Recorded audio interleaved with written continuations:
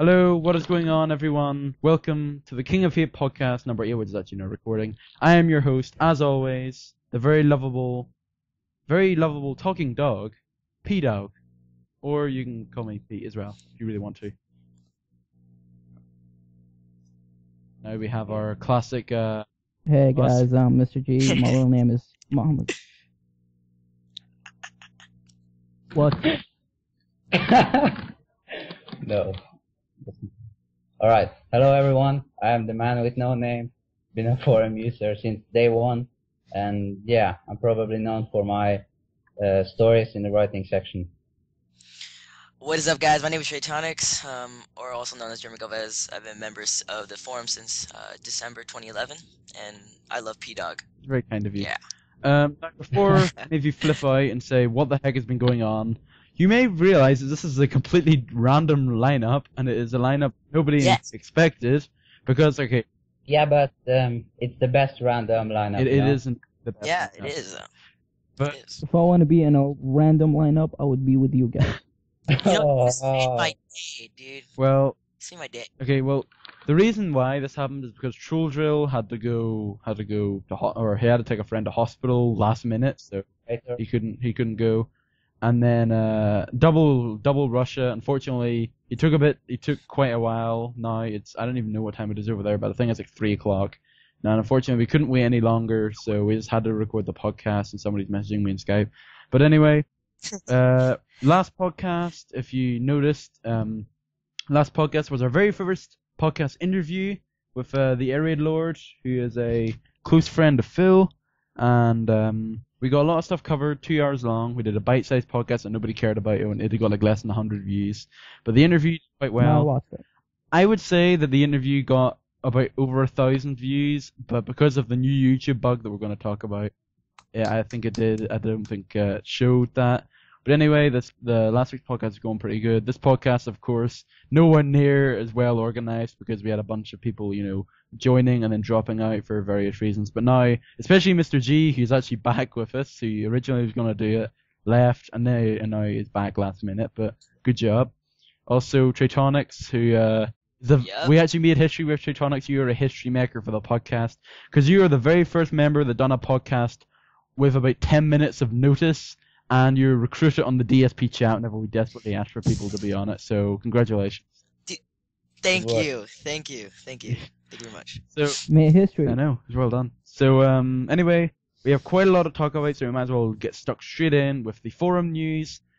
Surprisingly, quite a lot has been happening in the forum news. Nothing in terms of like forum community or anything. It was actually pretty much all of it was to do with DSP. That video. With that video, as we like to call it, but we. The big topic whenever we talk about it, but it's very interesting, and a lot of people are talking about it. But apart from that, in the forums, we might as well start off with our podcast, traditional at this point, and it is actually written by our very own, the man with no name, who is up with us right now, and because he is so proud of his work, he feels that if he spoke about it, it wouldn't be as good. He has promoted me to be worthy enough to read out this story. So if you've been following along with the podcast, you will understand where this is leading to, but this is a continuation of Ranculus's Wrath with Don't Screw It Up, Russ.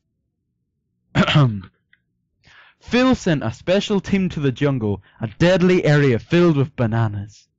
They need the golden banana to open the door, the secret hideout of Ranculus. The members of the team are Derryu, Captain Fireworks 2299, a golden shotgun, and Russ. Pdaaaawg the talking dog was also a part of the team. The team had reached the jungle. They could see, except for trees and bananas. Bananas everywhere. They were trying to figure out how they could find the golden banana when Pdaaaawg said that he could try sniffing it out. Russ screamed, "Eek!" I can't scream like a girl. It's a talking dog. Dogs can't talk. Everyone sighed. Why is Russ a part of this team again? Asked a golden shotgun. Captain Fireworks 2299 replied, just in case he ran out of food. Everybody laughed. Except Russ. Wait, you're going to eat me? Derryu and the others started to walk deeper into the jungle. Haha, that was a funny joke. Eating me. Haha, it was a joke. Right? Right?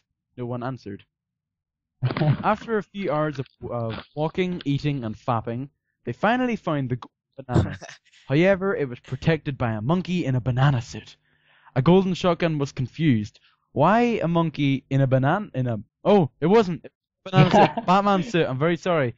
No, sorry. Yeah. Why a monkey in a Batman suit? They walked closer to the monkey. Now everything made sense. The monkey had a microphone in his hand. He was singing his version of the Batman theme.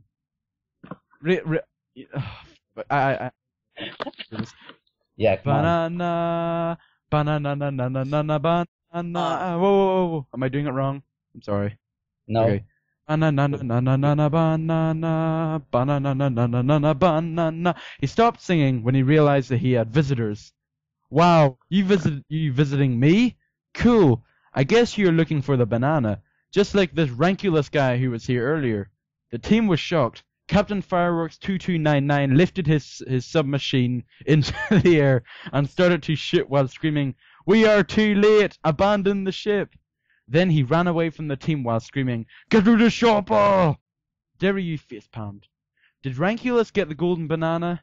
asked Derryu. "No. He failed to answer the 3 questions. If you don't get the 3 questions right, no banana for you."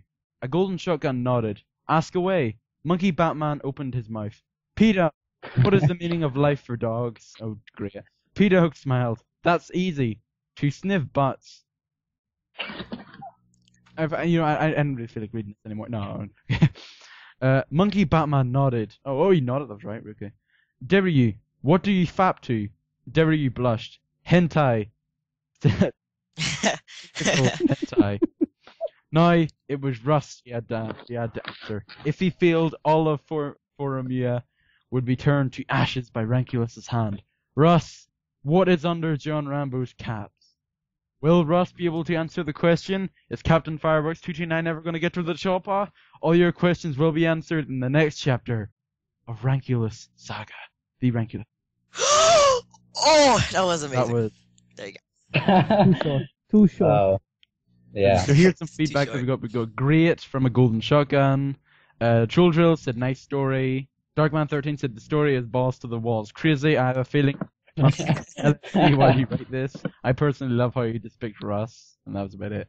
But still, very good. I am sure we were all on the edge of our seat with anticipation for what's going to happen. Will Russ answer the question correctly? Oh, yeah, that's interesting. Anyway, Yeah. and also I want to do an apology to, I think it was either Golden Shotgun or Darkman13, who unfortunately, since I'm the designated reader, he asked that we would read out his anime story, but we have quite a lot to talk about as well, so I'm afraid we can't do that for now. So I'm very sorry. I'm sorry. Anyway, so what else has been going on in the forums? What else has been going on? I'm not just going to coordinate this myself. What have you noticed? Perfectly honest, there's really nothing going on. This is my thoughts, because I don't really go on the forums as much as I used to, but that's really just my thoughts, so. Well, I guess we could talk about the King of Hate Gaming Nights. This new plan arranged by Derryu, in which he was going to... There was this fun, skeptical... Just so you know, this wasn't the first time this has happened. Originally, I think it was Gaming Feud that had wanted to do it. He set it up. I think it happened for about a week and it stopped. Afterwards, nobody cared. Yeah. Unfortunately, this one seems to be falling in the same light as well, which is kind of unfortunate because... at first everyone was all going, yeah, let's play Modern Warfare, let's play Battlefield, let's play Team Fortress, all their stuff, Everyone was all excited. Then whenever Derry said, okay, what consoles do you have? What times do you want? We need later. Everyone was like, oh, no. So everyone just kind of gave up on it. Unfortunately, it seems like that idea is gone. Derry gave up, it seemed, but, we don't know that for sure yet. But still, it's kind of unfortunate because I would have liked to have seen it, come to light, but it seemed like it couldn't, or it seems like it's a bit too, grand of a plan to actually get working, unless you had like a team of really dedicated people to actually do it. Yeah. So. Yeah. Do it the simple way. Add them on Xbox Live, play together. Well, I don't know. They just want to organized. you must be online from this time until this time. You must play this game. Yeah. And me doing the podcast, It's not a tournament. I actually did point this out in a post that I made on it, that there are quite a lot of problems with this when comparing the gaming nights to the podcast, because it's kind of like a similar idea, but obviously the podcast is a lot easier in this case because, for one, there's only 3 people that I need to do the podcast with me. If you're going to do a gaming night, you'd need like at least 12 people to do it. And I mean, trying to get 12 people from the site to all sit down at the one time to play the same game on the same console, and maybe having someone else record it, I mean, it does sound quite, crazy whenever you think about it, and like trying. Yeah, and the main problem is, the time zones and everything. Yeah, that's another thing. Like, for me, doing the podcast, especially, it couldn't be more relevant now, when time zones are completely messed up here because a bunch of people couldn't come on, people are staying up at about 20 past 11 right now, not pointing any fingers here, but, it's really hard trying to get, everyone in different time zones to try and actually play a game together, so, obviously, that's probably one of the, a few of the reasons why it just couldn't really happen, but if people do want to try and revive it a third time, go for it, by all means. But it seems like a lot of people just kind of lost their spark with it. I guess a little minor thing that we could talk about is that the welcome section is now moved to the very front, to the very top of the King of Fate forums. Is now the second section in front, above the King of Fate podcast. Yeah. Below announcements and news. So. I guess we did see a few more threads popping up in that there, so I guess it was kind of a success for it. And how about the news? God of War 4. Sorry? God of War. Battle poor.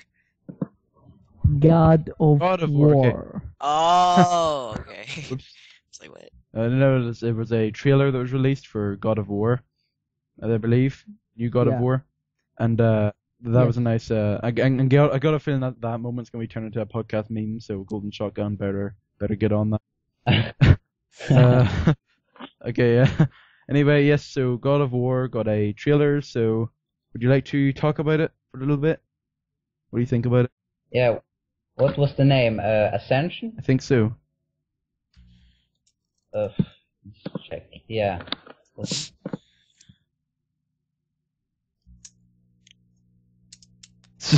So while we're waiting, there was actually quite a lot of gaming news that happened this week. Like quite a lot of stuff was brought about. For example, like Diablo 3 now has a beta. What was the other game that has a beta? I forget. Ghost Recon, Recon, yes. Future Soldier. That's a beta. Yeah. I'm not sure if any of you played the Sniper V2 demo, Sniper Elite V2, whatever it's called, but it was a demo. Yeah. I heard that game looks really good. Yeah, it's better than some Sniper Ghost Recon or whatever the heck it was called, the really bad sniper game that was released beforehand. Ghost Warrior. Warrior. Ghost Warrior. Yeah. There's also a Black Ops 2 poster, perhaps. Yes. No. I am psyched for Black Ops 2 to come out. So psyched. Oh no. I am. Obviously, personally, I am. mixed feelings for Black Ops 2, but I can kind of understand. I wasn't really a fan of the original Black Ops, but you never know. Yeah. Yeah, you know. With Call of Duty, it's the same every year. That's true. It's true. But I'm a hardcore Call of Duty fan, so I can't say much. The Call of Duty community here is the biggest. I mean, everybody will look for Call of Duty game. So, it did have a date on it. It was on 5th 12, which is the 2nd of May. But I don't think that's actually the release date of the game. I think that's probably the release date for the first trailer. Because I'd be really surprised if they released a flipping Call of Duty game in the first or second quarter of the year. I'd be really surprised. So no one, Activision and Treyarch, they want to fork out as much money from their fan base of 10-year-olds that they want to release out like for Christmas. Yeah. Yeah, Christmas time. But if you're probably wondering why we're going over gaming news now, it's because the main topic of this podcast is going to be about DSP. So after this, we're going to talk about the DSP threads that have been spawning from the DSP gaming section. In fact, even now there are 29 users browsing the DSP gaming playthrough section. So we're probably talk about all of that in a bulk, as in the recent DSP threads, Project 7 coming out this week. I'm guessing all of you've seen it. Yeah. Yes. Yeah, I have actually. And our thoughts and stuff. Then we're going to talk about our DSP story, about how we met DSP, what we thought about stuff that he did over his years of being on YouTube. And then finally, we're going to talk about the most recent things that have been coming up, of him not being funny anymore, of him being a sellout, Yes. and I'm sure opinions will fly around about there. And then after that, we'll just do whatever after that. But still, other stuff for gaming news that happened. Actually, quite a lot of stuff did happen for gaming news as well. Really, there's not a lot. There's it's just really old news, but just revitalized to the point where oh, this is coming out. So yeah. Well, I think it was kind of quite a lot of news for considering the past couple of weeks, we couldn't even speak about gaming news because nothing happened. Now we're kind of getting now we got about 4 or 5 good news stories. So I don't know. Yeah, Halo 4, Diablo. Oh yes. Halo 4. Oh my God, I'm crazy. Do you guys know the game Gotham City Imposters, Yes. right? Yes. There's a new DLC coming out this week, and I'm really psyched for that. It's like a kill confirm thing for Modern Warfare 3. I think that's coming out this week or next week. I'm not sure yet, but that's coming out soon, and I can't wait. Wow. Alright. Pretty good. So I guess would you say that's pretty much it for apart from the God of War trailer? Personally, unfortunately, I didn't have a PS3, so I wasn't very interested in it. But I'm sure. But I did see in the forums quite a lot of people were interested in it, and the thread that was created about it. I think one of them got locked, but the other one got quite a lot of hits on it. So you could really tell. Yeah. I think it's another. Is it coming out this year, or is it coming out next year? I don't know. Next year. Well, depending where it is. Let's see. If it is this year, I'm gonna go with next year. yeah, I don't think they would release it this year, considering just how many big massive blockbusters have been released already. Also, weren't the God of War games always released in the first half of the year anyway? Or was I think yeah, so. I think God of War 3 was released Yeah, they always in March. Yeah, I can imagine God of War Ascension coming out, next year at about this time next year probably, and then that'd be a bit more smart than releasing it with games like BioShock Infinite and Black Ops 2 and Halo 4 if it's Yep. coming out this year. I'm not sure again. Halo 4, yes. All those are games, and Assassin's Creed 3 as well, because those are coming out, and a bunch of other games like Borderlands 2 as well. There's so many Yeah. blockbusters coming out this year. So many. Yeah, it's pretty good. Unfortunately, not many new IPs this year. It seems to be all sequels, but that's alright as long as the sequels are good. No, this new game from Bethesda, Dishonored. Dishonored, yeah, that game looks like a BioShock and a Fallout had sex, Oh, wow. and they created this game. I'm gonna need to Look like check it. it out anyway. So I think would you say that's pretty much it for gaming news, and then we should move on to the meat of this podcast. The big The topic. it's pretty much this is probably the biggest big topic that we're having because we're covering so many things in this here. So I guess before we talk about all of the DSP problems and threads and stuff that have been created, we might as well talk about Project 7 that was released last Saturday. It was called Get Gaseous, I believe, and Yeah. very good, very well received. Yes. People say that it was probably the best Project 7 episode yet, which I can agree on. So I guess in terms of forum reactions, everyone loved it. It seems I don't think I've ever seen a negative comment previously in episode 1 and 2. A lot of people were saying, "Oh, not enough action, not enough gameplay, more gameplay." This one, I think this one was the perfect mix of live action, inside jokes, common jokes, Yeah. all kind, and just normal jokes, It was the perfect Last Standish. Yeah, I think that's the You best know- part of it as well. So I like the setting, Metal Gear setting. yeah, the Metal Gear setting for it. A lot of people thought it was gonna be I think previously we thought it would be a Call of Duty type thing, where there was 1 or 2 Call of Duty references in it, but Yeah, the auto aim. yeah, for the auto aim and stuff, and then obviously the Last Stand reference. So Yeah, but But you know, Last Stand is for noobs. That's So Last Stand is for noobs. It is. Yeah. Truly is. And I guess I use it. my opinion for it would be, well, I've pretty much already given it, you know. I thought it was probably the best episode. DSP has said that all of the episodes are going to run like this from now on. If it does, and I think Project 7 is going to be really good, because obviously the first 2 episodes were setting up the story, but now this episode kind of, this is what we're going to be seeing from now on, like the quality of this here video. And I think, and upon hearing that news, I am looking forward to where the series is going. So, what do you guys think about it? Well, whoever wants to go, because I usually just talk first, so.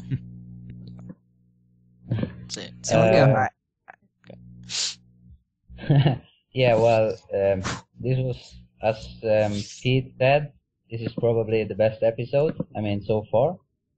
And, you know, OJ and Rambo was awesome. Yeah. And, yeah.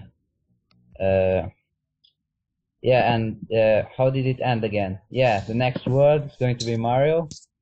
Oh, yes! That's gonna be funny. It's gonna be fun, hilarious. Or at least it looks going to be Yeah. Mario. You think Peach will appear in the episode? I think Peach is gonna be Panda I Lee. thought that as well. Alright, let's just go with that. That's what That's what I Let's go with thought. that.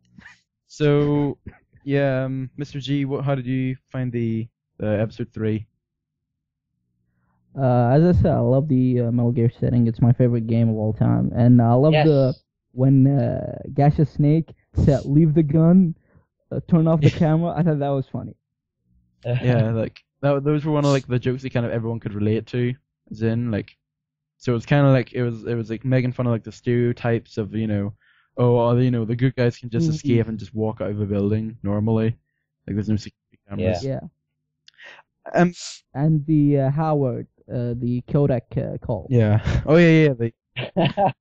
Uh-oh. It was a very interesting villain though. Like, how did you find? Obviously, the actor Chap, I think his name was, a really good actor. He played the character really well. I liked like, you know, the generic raspy voice of the evil villain. You know, the guy there. I thought it was really good. A very interesting idea for a villain, somebody that farts and stuff, is very weird. Yeah, I Yeah, it mean, was kind- Deathfit said it, like, he's a clone for the big boss, like the Metal Gear setting. He's a Yeah. clone. Like the eye patch and stuff. Yeah. Yeah. Yep. And you have OJ playing every single villain that there is. Poor guy. He dies like 1,000 times. An interesting thing, in fact, 2 interesting things was the first one, DSP actually did lose his voice, and unfortunately it was pretty apparent where he lost his voice. I'm not sure, I'm pretty sure the 3 of you would have known at which point he lost his voice pretty much. Yeah, at the end, the fight. Yeah, like whenever they were fighting Gaseous, then whenever DSP was shooting him, you kind of heard him, he was kind of going, "Tell me where my gaming powers are," and we were like, yeah, that's kind of apparent, but it's alright. I do agree with a few people whenever they said that they probably should have incorporated it into the episode. Like maybe he could have said, "Oh, the disgusting fecal fragrance, you know, got into my It's ruining my voice. yeah, it's ruined my voice." So I think that would have been pretty good. Whenever he died, then it seemed like DSP's voice came back because they were doing the green screening parts. So it could have been pretty good if like, "Oh, he's dead, so my voice is healed," or whatever, you know. It would have been pretty interesting. At the end, DSP gets like a Mega Man type power thingy. Yeah, I noticed that as well. Whenever he kind of like, I'm not sure what it was. I hope it plays part in the next world. Yeah, so it'll be like, so what would your predictions be for the immediate next episode? Like, if anyone that doesn't know, Project 7 episode 3 ended whenever they got teleported. Fight Howard went, "Oh look, money," pointed down at like the Mario coin. And then they spawned in like the middle of nowhere or something, or like in the middle of some random field or something. And then they seen a what do you call it? Mushroom. Yeah. Mushroom? No, What is wait. it? It's like, no, what's it? Koopa. Koopa, yes, a Turtle. Koopa. Yeah, Koopa walking oh, across the yeah. ground. To which DSP responded by doing his trademark "no." Interesting enough, I was a bit confused as to why the heck he was saying no at a Kumba. Maybe it was because he was hoping he would return home or something, and instead he went. No, it's the Brian reference. The yes. It's a wrestling thing. No, it's no, they were doing that before Daniel Bryan did Yes, I think. Daniel Bryan started doing yes like recently, but they would do like the no. It was like the long no as well. It wasn't like no, no, no, which they did do in like a couple of Raws and SmackDowns recently, but they kind of died down doing it. But that was kind of off topic. Anyway, though, like we were saying, I might as well not speak first here. So how about we go reverse alphabetical order? Let's start with TreyTonix. How do you think episode 3 is going to plan out? Like, what do you think is going to happen? Who do you think is going to be in the episode? What do you think is going to happen? You mean episode 4? Yeah, in episode 4. Because the new episode. Yeah.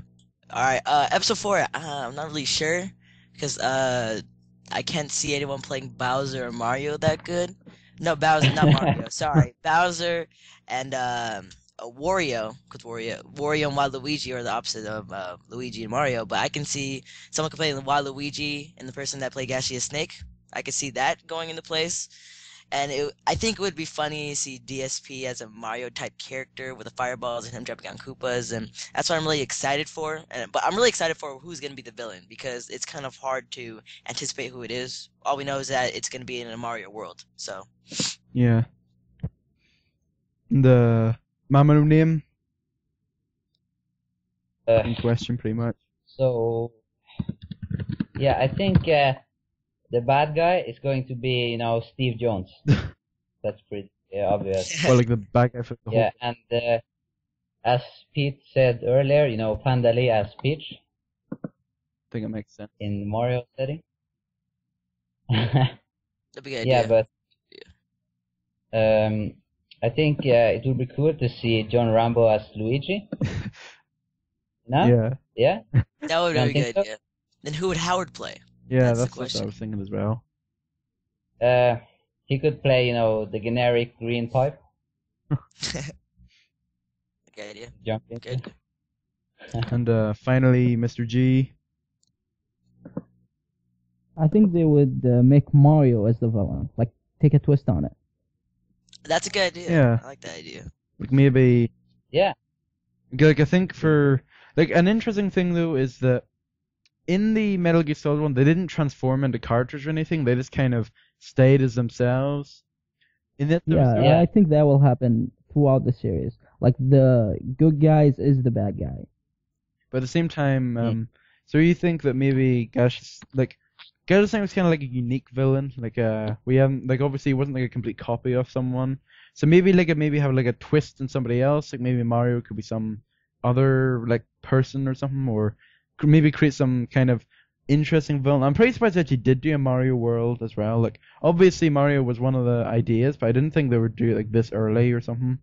But it'd be interesting to see how it turns out. Like if they were to change characters or to have some sort of like a character like attitude to them, I do think DSP would be Mario trying to save Panda Lee or Princess Peach from whatever villain it may be. I'm not sure. John Rambo would definitely be Luigi, because a lot of people have said like previously back when John Rambo first appeared in his videos like in a real person, people thought, oh, it's Mario and Luigi, out there. Yeah. And then Exactly. Howard, I have no idea who the heck Howard would be, to be honest. I've got no idea. Yoshi, you think? I it'll be interesting to see. And an interesting thing as well, a very complicated thing, is how are they going to do this one? Like obviously Metal Gear was easy enough, could just get a bunch of fake weapons and just do a bunch of interesting deaths. But in this one, I mean, Mario's 2D side scrolling, like platforming, jumping on turtles and stuff, collecting mushrooms, It'd be interesting to see what they're gonna do. It looks interesting because it seems like every episode they get more technical with their props and their objects and what setting and stuff, and I really like that about the series. So. And it's really nice. DSP has said previously, I don't remember what video it was, but he has said that in this episode, in the upcoming episode, it's going to take a bit longer to film because you have to find a lot more outdoor areas. So it'll be interesting to see what they could do with all the outdoor locations that they find and stuff. Yeah. They said they do all the filming in one day. I think that's kind of wrong. You think it should be like spread out? Yes, especially with episode 4, it's outdoor. It should be like a span of 2 days or more. Yeah, but hopefully, they could have the time for it. But if he does want to do it monthly, then So obviously, March was episode 1, I think. April was episode. No. I done that very wrong actually. Wasn't February? No, February Magfest was in episode January. 1. That was like episode 1, I think. No, that was the trailer. The trailer was in January, and then the actual episode was released in February. Yeah, you're right. Even so, yeah. February was episode 1, You're right. March is episode 2, April was episode 3, and then May should be episode 4, hopefully, if it comes out quicker, or if it comes out, in the allocated month. And then another interesting thing was in episode 4, they're actually going to. In episode 4, in episode 4, sorry, I keep on losing my train of thought here. In episode 4, they're actually going to put it on the machinima. Now, personally, I can't wait to see what they're going to do. How the machinima crowd is going to react to it. Because, the fans already knew about it and stuff, so. The machinima crowd is kind of like vicious towards like a lot of videos. I'm watching or I'm looking at a video and it's dislikes. There's more dislikes than likes, and just came on like 5 seconds ago. So I am highly anticipated to see what machinima thinks, and it's gonna be funny. So expect in about 4 podcast time, whenever we talk about Project 7 episode 4, we're probably also going to talk about Project 7 episode 1's feedback on what's gonna on the machinima crowd, on the machinima 12-year-old COD crowd. They're going to be, why is this not Call of Duty, all there. But one thing I do want to say about Project 7 was, remember the very initial concept was, as Deathface was saying, oh, DSP, you're going to play a game that you hate, and then DSP's like, no, I play. Yeah. And now it's kind of, they've really changed it. It's no longer you're playing a game you don't like. They just kind of like dropped that immediately, kind of saying, okay, let's go. And that was it. Yeah, but they have worked on it, a long time. So yeah, I mean, maybe change is not so a bad thing, Yeah, like I can kind of see why they did it. Now, at the very beginning, like in the first episode, that was one of my complaints. I was kind of like, why did they just change the scene all of a sudden really quickly? And then I was like, okay, right now that it's kind of shaped, I can kind of understand that. I can kind of understand why they did it and stuff, and I've got a feeling it's gonna be better than just somebody sitting down playing a game the whole time. Yeah. yeah. So I think that's pretty much it for Project 7. I think it's time to get to the real meat of the story, and it is in fact DSP. We might as well start from the beginning. Our big topic this week is our DSP story, and I'm not sure if TreyTonix knows about this because remember, like I said, he only knew about the podcast a little while ago. Basically, what we're going to do is, in turn, we're going to be talking about DSP as a whole, how we first discovered him, what our first video was of him, how we became attached to him, how we joined the forum, obviously, because we joined the forum, which is why we're doing the podcast.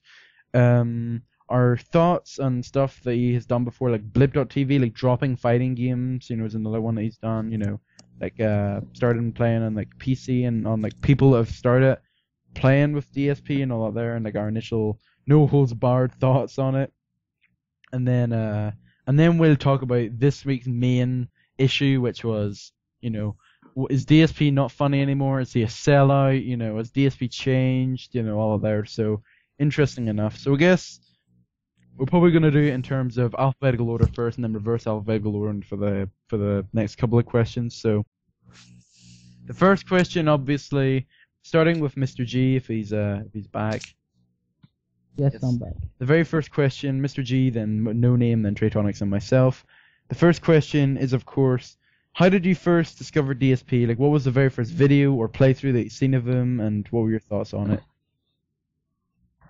The story goes, I was going to get Assassin's Creed 2, but it haven't arrived. So I searched YouTube. There was only 2 dudes with footage, DSP and another guy. The other guy plays like shit, basically. So I watched DSP, and I love the jokes he made doing the videos. So I subbed. Suddenly, just like that, really quickly. Or did you watch a number of parts? Yes. I watched 70. What, you watched the whole thing? No, I watched 70 video of Assassin's Creed 2. Yeah, the whole thing, and then I subbed after that. That's pretty good. No Name. Yeah. I think the first video I watched was Heavy Rain, I think. Of course. Maybe. Yeah, Heavy Rain or something like that. And as far as I've heard, it's one of his best playthroughs, right? If not the best. Yes. Yeah, maybe so. Yeah. Anyway, I have just gotten a PS3 or something. I don't remember, but so I heard about Heavy Rain, and then I went on, like YouTube, and I ended up watching Phil's playthrough of it, and I was like, "Who's this guy? Why is he talking all the time?" And afterwards, I realized like this guy's funny, It's like a casual dude, just like all of us, just playing games for fun, And yeah, and then I started watching more of his videos, and yeah, so that's my story. And TreyTonix. Wow, it's been a while. The story is actually of how I discovered Darkside Phil is it's because in 2010 that's when I got my first laptop, or just my first own computer I can use, of course, laptop. And I was going through YouTube, I saw these bunch of videos. I was really psyched because I could do this on my own. And then I heard about this game called Mag, which was the playthrough I discovered him on.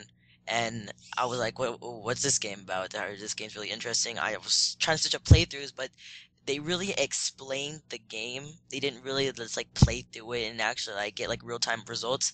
Then I saw Darkside Phil. I was like, oh, well, I'll click on this video like it's just any other video. But it wasn't. It was consistent videos, which I like about DSP, because reviewers they don't actually like play it real time. They just go over like what they get from like fans and all that stuff, and they also get their own input. And DSP, he what's that word? He gets real time results, and that's what I like. Real time results. Yeah, and that's what I like. And yeah, I've discovered DSP on Mag. Sorry for that train of thought, but yeah. And I think I beat all of you whenever I say that I started watching him in Wolfenstein, which is a very long time. I think, I'm not sure when he done that. I think it was just after Fallout 3, and that was one of his earliest playthroughs as well. But I'm really not sure. But what happened was, it wasn't actually me that was watching. It was my father who was sitting there watching as he was looking up what games to buy for his PS3. I came in and said, what?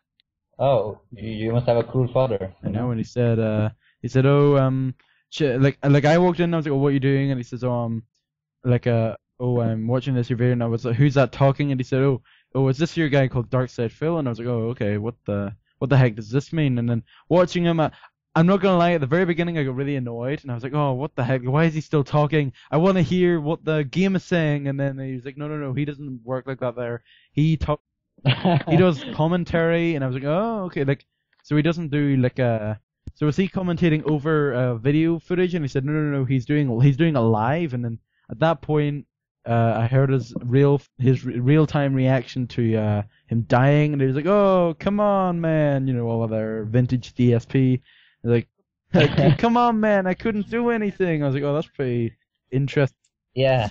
It was the controller, It was the controller. Pressing buttons, but nothing's happening. Well, what happened was I was kind of, okay, that's fine. And then one day, a week later, I think it was like exactly a week later, I was browsing for, I completely forgot what video it was, what game it was for. But I remember I came across them, and then I heard your voice, and I was like, oh, wait a second. I think I've heard this guy before. And then I looked down at the username, it said Darkside Phil, and I was like, oh, wait a second, this is the same guy that my father was telling me about earlier. And then I was like, okay, so let me see what he's talking about. And then I started to really enjoy him, and after a while I did subscribe to him, and then ever since then I've been like following him pretty substantially. But the good thing about all of our stories is we all kind of found him like kind of early on. So we were so if we have followed DSP through all this, we've been for the DSP journey, so to speak. Or we've been through him, through Blip, through through the the introduction to John Rambo through his new cameras, through his new condo. Well, maybe not through his new condo, but through the transformation of his condo. You know, from friend request ridicules to Christmas lights. to the Christmas tree decorations, all other stuff we've kind of been a part of, which I'm really glad about because now we can have more emotion and more thought as to some of the stuff that's happened. So we've kind of all have been a fan of him for quite a substantial amount of time, and a good thing is that we've that at least 3 of us have been on the forum for quite a long time, like ever since it started, pretty much. Actually, an interesting question I want to ask TreyTonix is, since you did find DSP in back in MAG, which was quite a while ago, why, is there any reason why you have only joined the site recently, or were you kind of not a fan, or did you kind of stop following DSP for a while, or did you just delay or do you just delay coming to the site until a certain time? Or... Well, actually, I got on the site because of DSP's oh, you should guys go on the website and forum site, and in the beginning it was all nice and all, it was fun. There's a lot of new people who are excited for the site, new input and all that stuff, and then for some reason it started slowing down and there wasn't as much activity as I can. Sometimes I go and chat at 5:00 p.m., which I live in Washington State, which is United States, of course, and there was no one in the chat whatsoever. So I was just guess there's no one on this site. And then now this chat is starting, or this forum site is starting to move now a little bit more. That's why I got back into it, and I stopped watching DSP videos last year, I think, the time where I didn't go on the site anymore. It's because his videos were addicting and my grades were going down, and I kind of want to focus more on school than YouTube, so I stepped away from watching all these videos and the internet in general, and then I came back. So yeah. Ooh, good job. So I guess one of the first questions that we should probably refer to is one of the interesting things that DSP has done is that not many people do is he would have regular co-op co-op gameplay almost every week, or well, now it's almost every week, but previously it was random times. And one of the most common people that he would do co-op with is, of course, John Rambo. So I think, funny enough, in one of DSP's earliest videos you can actually see John Rambo in full. It's kind of funny because previously, whenever he was first introduced, everyone was like, oh, what does this guy look like? What does this guy look like? Then whenever you finally seen him, I believe it was E3 2011 or 2010. Yeah, it was 2010. Yeah, I saw the video. Yeah, that was very first. That was apparently the very first time you'd ever seen him. When really, if you went down to the earliest videos of Darkside Phil, you would see him in the 8th video or something that he made. John Rambo was playing some sort of ball game, and then you could clearly see him there. So whenever John Rambo first started, it was very interesting because you got a different, personality in it. And this is back whenever John Rambo just kind of showed up randomly and would just play random games with Phil. He would play, sometimes he would play Street Fighter with him. I think some of the earliest videos that he ever did play him with was in Street Fighter 2 HD Remix. So I'm not sure. Yeah, I saw that. I'm not sure what the very first video any of you seen John Rambo first in, but what were your initial reactions to seeing John Rambo first doing co-op gameplay with DSP? I guess I'll start this one off. I think the very first time I seen DSP or John Rambo playing with DSP, I completely forget what game it was, but it was quite a while ago. I think I might have been I do remember there was a specific game where I remember listening to it and I was like, oh, is this your random guy? And then I was kind of listening to it, and then I was like, oh, okay, this guy, he's kind of growing on to me, just like what DSP was. A lot of people, the initial reaction of most people on the YouTube channel is, oh, we don't want someone else, we want DSP, all of their stuff, So John Rambo probably got the easiest road, A lot of people seem to have liked him immediately as soon as they heard him. I think Howard also got kind of an easy road because a lot of people kind of liked him as soon as he came on, but he doesn't do as much gameplay footage as John Rambo, obviously, for DSP. But I remember one playthrough I specifically remember John Rambo being with DSP was in Red Dead Redemption, and of course, longtime fans would know of the Suicide Kings in Red Dead Redemption. Yes. Probably some of the funniest videos they've ever made. Yes. So I remember seeing him in that, and then I remember the very first time I did see him was in the E3 2010 video. I was very shocked because I was like, oh, I didn't expect him to look like that. And then obviously he was wearing the hat then, and he's still wearing the hat, and he had the beard, which have kind of became vintage John Rambo stuff. So I guess when I first heard about him, or first seen him in a video, I was a bit, or like, doing a video game playthrough with Phil. I was apprehensive about it because I was so used to Phil. I was kind of like, oh, do I really want someone else doing it? And then after a while, I did kind of wisen up and go, okay, this is a pretty good addition to the DSP videos that he puts out. So I guess doing it in reverse alphabetical order here, probably TreyTonix. What was your first experience with John Rambo, and how did you find him initially and then now, pretty much? Well, I don't remember an exact playthrough, but the reason I watch their playthroughs now, or the reason I follow John Rambo, I subscribe to him, is because of Smart Guys. Because to me, I'm not really a big fan of wrestling. I don't think wrestling's that interesting to me. But once I got into Smart Guys, it just made me keep up to date with all the wrestling stuff, and it's kind of interesting to see the relationship of DSP and John Rambo, because both of them are unique type of characters. They're kind of like let's see, Dumb and Dumber, but kind of a smart way. It's kind of funny to me to see it, and plus they're funny in a way. So yeah. So Mama No Name is next. Yeah, I think I don't remember the exact first video, but the Resident Evil playthrough, I think, with John Rambo, like Lost in Nightmares or something. Oh yeah. Yeah, it was like I remember Rambo was he and Phil was like really had to work together on it, and I think it was pretty funny, that normally Phil plays alone, but when John Rambo, he's like, okay, we gotta work together, and like, screw you, John, let's do this. Yeah. So Mr. G. Yeah, the first footage that I saw for both of them was HDR. I'm into fighting games, and the fact that two good players, veteran players of Super Turbo playing that game and being good at it, watched it intensively. And then I was watching classic Evo footage, and I saw John Rambo versus DSP in like top 8. That was pretty cool. Yeah, I remember that, and that was another thing. I think that actually was the first time whenever I seen him was in the Super Turbo practice, or Super Battle Opera practice in 2010. In fact, yeah, the streams and stuff like that. Yeah, like all that other stuff. Whenever they're back into fighting games, which leads quite nicely into my next topic.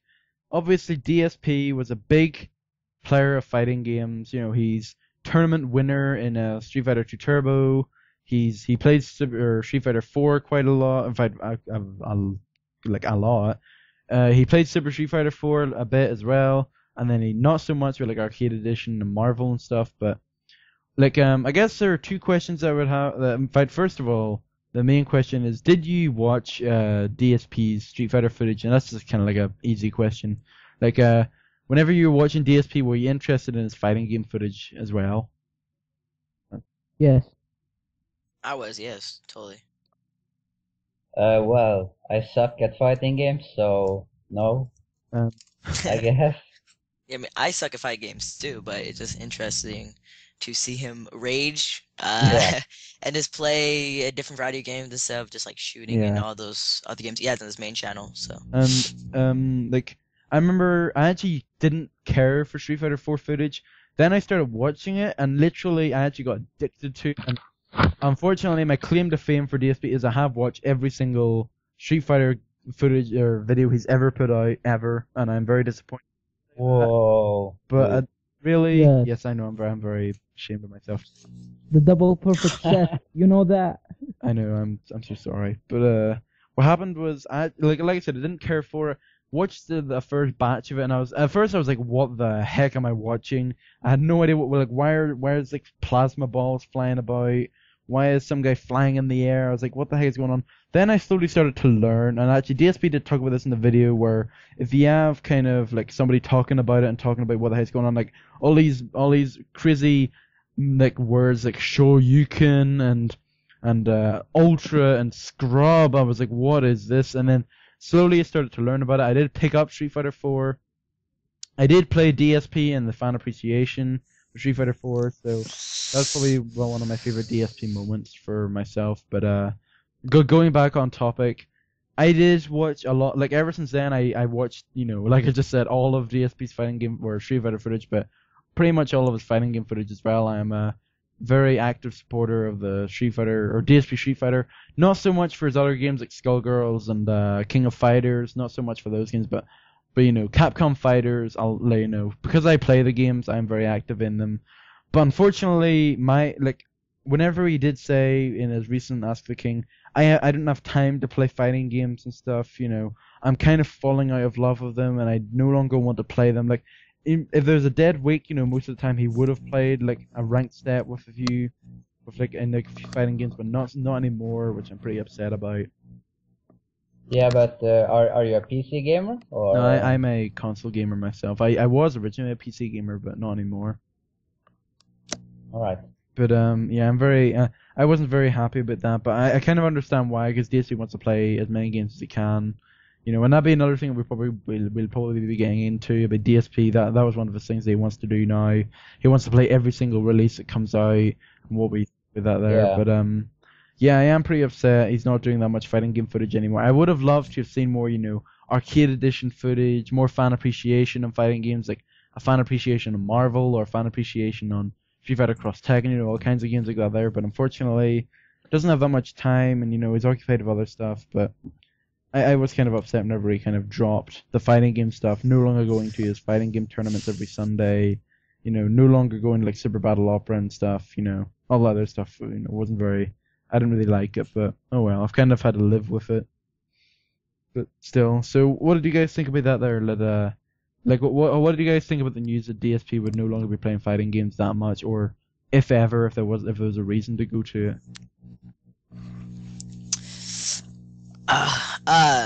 Me personally, I wasn't like that disappointed, but then again, I said that disappointed, so I was kind of disappointed. Like I'm half and half on that. It's funny to hear him rage. It's funny to see his skill, because he was a hardcore gamer or a fighter, in the gaming scene, and that's what I liked about him. But then again, it's that's his own opinion, and it's his own thing to pursue on. So I don't really care as much. So Yeah, that's what she said. Yeah, as you can just skip me about fighting games. I'm not just a big fan of it myself. So yeah. Yeah, but I think I was a bit disappointed. But looking at it, I mean, when he goes to tournament and plays Super Street Fighter 4 Arcade Edition, he does not do good. I mean, he plays Evil Ryu. He just go charge in. He does not pull good combos. I mean, it was coming. We all know that he was gonna stop playing fighting games in general. Yeah, like that's another good point. That DSP, like he didn't really have that much time to get into games like Arcade Edition and stuff, which unfortunately, it is kind of unfortunate, because I would have liked, I would have liked to have seen him, get good at the games. But obviously, at that time he was in his prime. When Super Street Fighter 4 was coming out, whenever it first came out, he did play a bunch of ranked sets with it.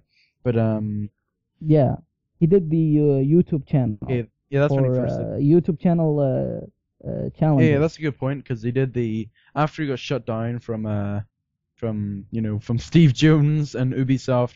Then there's the familiar story. He had to create the two new channels that you would all know of now, DSP Gaming and DSP Street Fighter.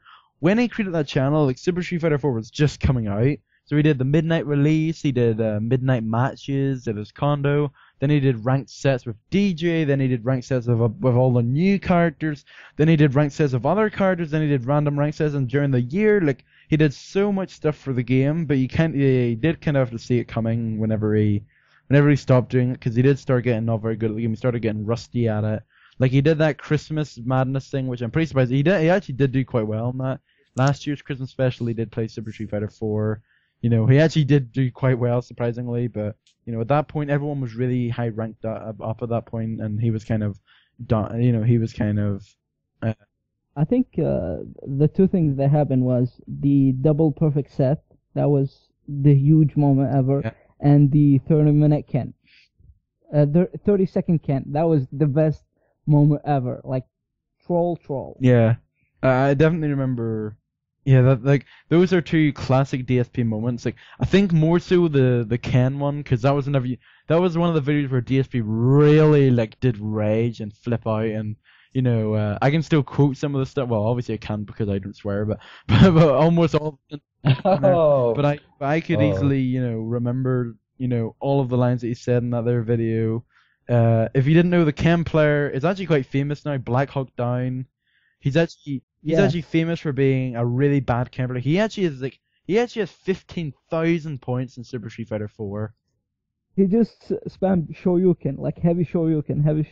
That's it. That's his game plan. I remember one of the classic moments in that video was whenever Ken whiffed an ultra, and then DSP blocked it. He did his ultra, but he did it too early, and DSP just went, and Ken just went straight behind him, and then just DP'd him, and he was like, oh my god. One of his vintage. So good. I love the fact that in the second round, DSP went like, I'm gonna let it rock. I'm gonna play your game. I'm gonna beat you in game, and he get defeated. That was fun. And then I think he said the best 3 out of 5, and then he still got beaten. I think he beat him. He got beaten the first round. I think then he beat him in the next 2 rounds. Then he got beaten in the next round. Then it was the final round. He missed the ultra, and then he got beaten. Then Ken just kept jumping back, and he was like, he won because of bull. That was one of the quotes as well. The double perfect was another one. He was playing Goku. He fought Wonder Waffle, a Bison player. Yeah, I've watched all the DSP videos when I can quote all this. He played Wonder Waffle 307, I think, or 407. Who he first dominated him, and then Wonder Waffle. Yeah, with Seth. Yeah, no, it was with Goken, I think. No, was it with Seth? No. Well, DSP was Seth. The other dude with Bison. I thought it was Goken. I think. No, I'm pretty sure it was Goken. Oh, we're gonna have a nice war here. No, I know it was Goken. I'm not sure. No, it was Seth. No, I'll figure it out whenever I'm done with the podcast. But yeah, he did get double perfected after that. Wonder Waffle did indeed eat the Wonder Waffle and got double perfect. It was really funny. He did do, in Super Street Fighter 4, he did have some of those moments. I can remember in the jury one, he got beat. He played 3 Ryus in a row and lost all 3 of them, and then he was like, another Ryu. Or another one was whenever he was playing, I think it was Hakan or something, and then he did another thing like that whenever he was like, another Gaio player? And I was like, oh, that's so good. Sorry, we did get very off topic there, but I guess, well, not really, because those are some of my favorite DSP fighting game moments. But I guess I might as well me too. skip on, move on with what we were doing with DSP. So since we were following him whenever YouTube, or he got laid off from his job, September 2010, yes. 2020? Yes. 2010. He got laid off from his job in September. He wanted to know, could I do YouTube full time? And then he done the YouTube thing, and that's when he seen the birth of DSP Tries It and Pearly Cooking with the King. I remember. Yeah, I think. We might as well. I might as well ask this question. What were your initial thoughts to, first of all, DSP being laid off and trying to do it as a full-time job? Did you think he was actually going to succeed at first?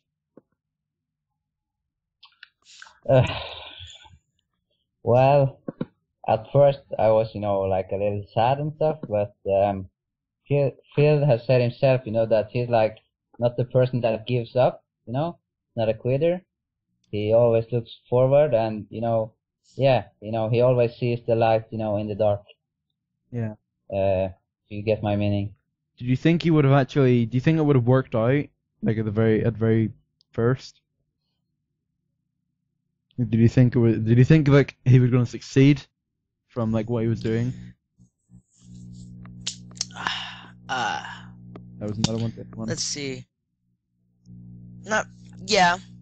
Who wouldn't? Because everyone should have faith into someone who's taken that much time. But someone who's laid off, of course, you have to give them support. But someone who's taken a huge risk And this is a huge risk. Like someone who could lose their house, their car, everything they ever owned over YouTube. And I think he was gonna be successful because of a major fan base and people who were supporting him laid off. So yeah. Did he have? I think the problem was that he got the partnership in the King of Fate HD, and he does not post anything in that channel, so he had to create the SB Tries and other stuff just to keep the channel flowing and the partnership going. I think that's the reason why it failed. Yeah, like I think wasn't that YouTube said that he was doing like I kind of forget what the initial reason was, which I'm very disappointed for, but I think wasn't it like for gameplay or something whenever he wasn't allowed to do something for gameplay or whatever.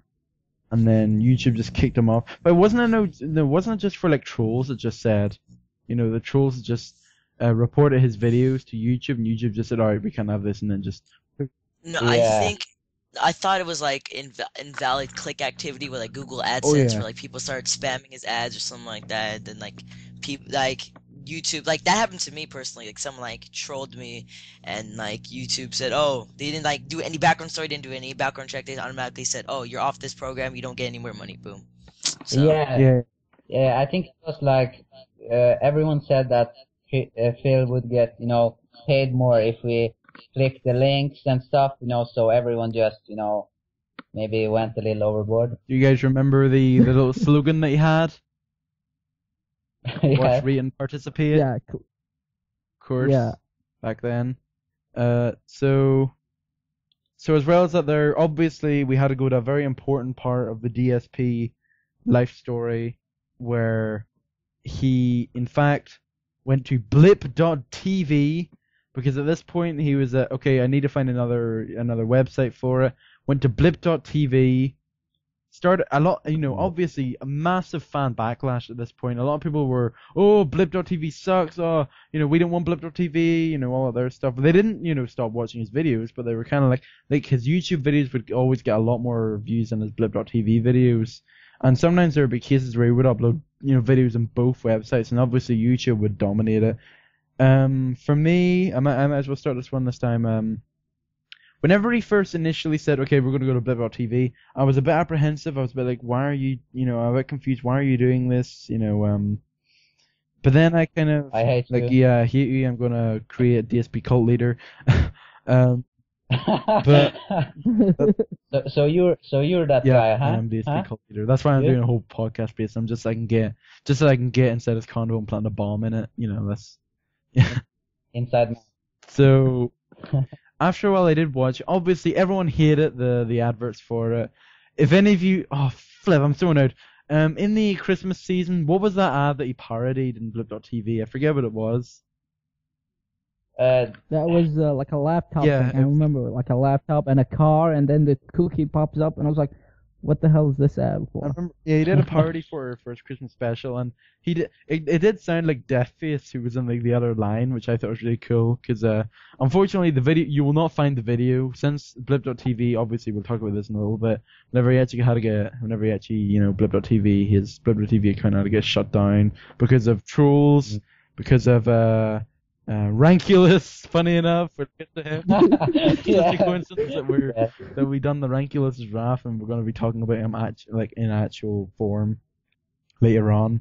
But what happened was, so yeah, back to what I was saying. Whenever he did blip.tv, I was like, the ads were manageable, but they were a lot more common than they were on YouTube at the time. But videos he released back then was his Christmas special. He released wasn't it like a special Cooking with the King where he made like cookies or something? And you'll never find that video again. He did another PS Home Tour, which you'll never find again, I think. Or did he upload it? I think he re-uploaded it actually, didn't he? I don't know. I'm not sure, but you might find it. I think it was like a PS Home 2011 run through. Oh yeah. Did He re-upload that, it? I think. Okay. Yeah. As you can see, we all do our research at the King of Fate podcast. And then what else? He also did a lot of his top 10, top 5 in 2011. He actually did put a lot of effort into it as well. And a bunch of those videos are going like his top 10 favorite games they're not there anymore.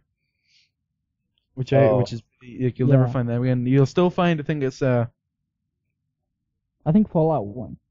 Fallout New Vegas. Fallout New Vegas came. No, I think it was three. It was a three-way dance between Red Dead Redemption. Yeah, that was the winner.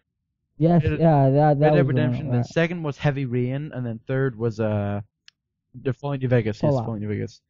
And then Yeah, I remember so that. those are the top. For any of you that will never see the videos or have only recently subscribed to Phil, those are his top 3 games of 2011. Okay, or 2010 even, not 2011. 2011 was this year's. But as I was saying, some videos, like I said, are like completely gone. There's TreyTonix back again, but like I was saying for the third time, some videos you'll never find again. He did re-upload the Dead Money playthrough that he originally had. That was his very first full playthrough. And then, what did you guys think about DSP first moving to Blip? Like, did you support it all the way? Were you a bit apprehensive about it like me, or what did you think about it? Well, the thing is, I didn't know how Blip TV worked. Like, there was no playlist of the video that he uploaded. I made an account, and I was like, I don't know what was going on with Blip TV. To this day, I have no idea how it works. Well, I'm back. Yeah, we were just talking about Blip. Like, what you thought about Phil moving to Blip.tv. Alright. So want me to put my Yeah, input? go for it. Wait, what was the question again? I'm Yeah, sorry. What were I your was kind of initial, blinking out. initial reactions to Phil moving to Blip.tv? Like, did you support him all the way? Did you have any apprehension? Were you a bit apprehensive? Perfectly honest, Blip TV was like way too complicated for me, so I didn't really like watch his videos because it was kind of a big transition, like moving like a fan base towards a new website in order to support him. I understand that, but going out these complications and trying to work it out, and it's not the same thing. That's what really didn't let me invest into Blip TV in order to take my time to make an account. So no, I didn't really like that, but thank God he moved back to YouTube, and I think that was promising for him and also to the subscribers. yeah, I agree with him. It was, the layout and everything was just, instantly when I watched him on Blip TV, I was like, I miss YouTube, like, not the same. But then I don't want to say thankfully, but a lot of fans are pretty happy about it. DSP did indeed get. Whenever you look back on it, you're kind of a bit happy about it, but DSP got kicked out of Blip.tv because of one man and one man only, and man with no name. Who was that man that kicked DSP out of Blip.tv? What? who kicked DSP out of Blip.tv? Oh yeah, Of course, Ranculus? Ranculus, former mod of the Sorry, I was- forums. He didn't like DSP. The biggest troll in the biggest world. troll in the world. Maybe he's No, Amber. Amber's Amber. and then Steve Jones and Ranculus are his.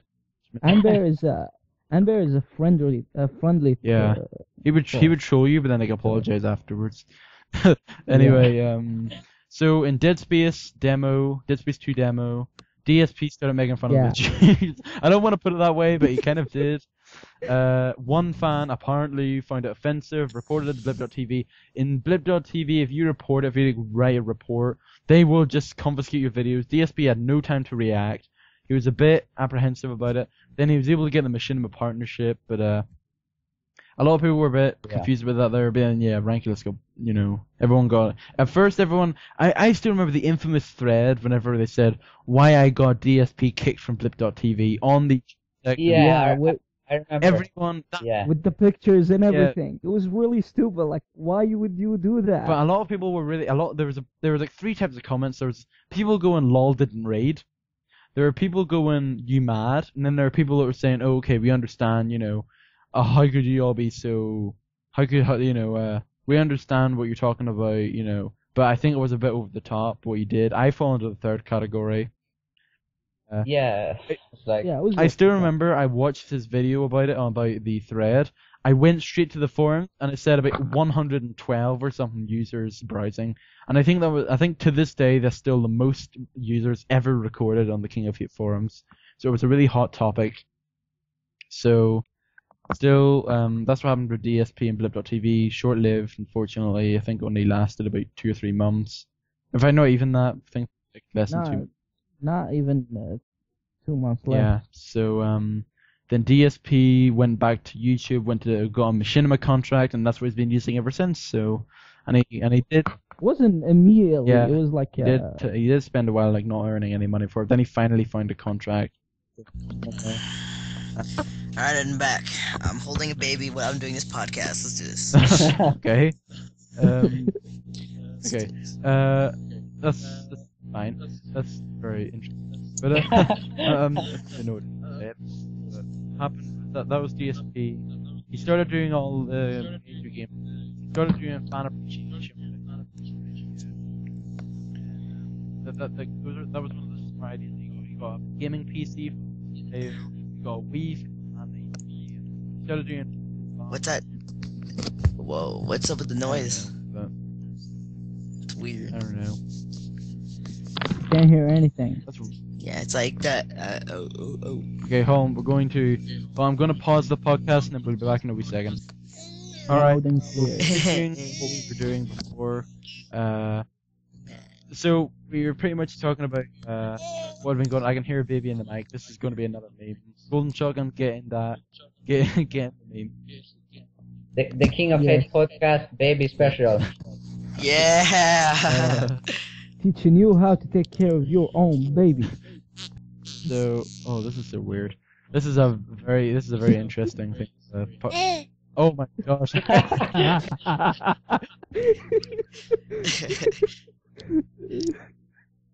So, anyway, like we were saying before, DSP did a whole year of this, been doing quite well, been going strong. He said in his 1 year look back on what was going on, he said, okay, I think we can do it if my fan base keeps on going up and stuff, which he has. He has achieved over 100,000 subscribers. Congratulations to him. Yeah! High five. Oh, he's not here. High five, baby. High five, baby. High five. But a few interesting things that happened across the way. He stopped doing friend request ridicule, a lot. No. Despite he has been mentioning that in a few videos, like especially in the video that he did make recently. We'll get to. It's kind of mean. That's what you said, right? He also did. Okay. Anyway, so what happened was he also stopped doing Cooking with the King. He temporarily stopped doing DSP Tries It, but now he's resumed doing it again, which is pretty good. But he's not doing it like he did before. Like he's not doing it like camera to his face, like he did do before. But And he's doing it randomly. yeah, he's doing a very Originally he would do like one or two a week, which I thought was really good. But I think he got up to like how many DSP Tries has he done now? I'm not sure. I remember episode 21 was the X-Body Detailer, which is the infamous DSP video, the infamous DSP in the shark video, which is creepy, but it doesn't matter. We'll. No. I love it. You love it? Oh my! You might want to. You could include that in the next King of Hate story, which would be very interesting. Hazard walked in on DSP trying out X-Body Detailer. Yes.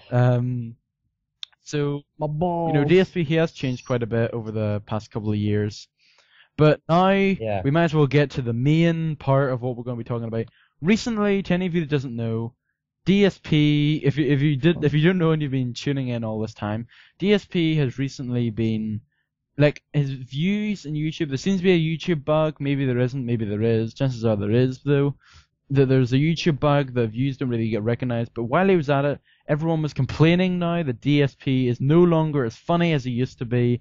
DSP is steel. DSP is a sellout. Now, we've got quite a lot of time to cover this, so we might as well try and cover it in full. But what are your reactions to this here fan backlash DSP has been getting? Do you agree with some of it? Do you disagree with all of it? What are your thoughts on it? So we might as well go alphabetically, starting with Mr. G.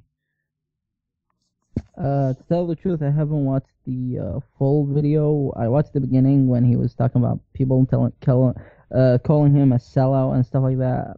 I found that to be not true. He's not a sellout. at least in my view. Yeah, that's it. So, Mama No Name. Well, I have to agree when people say it's not as funny as he used to be, but the first time you see him, he's like always funny and stuff, but lately he's, playing every single game that comes out, before he used to like play the games he wanted to, just for fun and stuff. I think he's like a little pressured maybe to upload videos all the time, Yeah, that's true. so that all his fans are happy, for any game he's playing. That's true. So yeah. That's true. Do Yep. I go now? All right. Okay, let's go. All right. The backlash it was tremendous actually, because that's DSP, and we've known DSP for quite a long time, since you guys told me of the videos you've seen. But what his views changed is that he has to make videos constantly, of course, which is kind of sad. Like, he should just take time to create videos of his own, and I think more people Yeah. would watch it, like more better, interesting videos of like the playthroughs and all that stuff.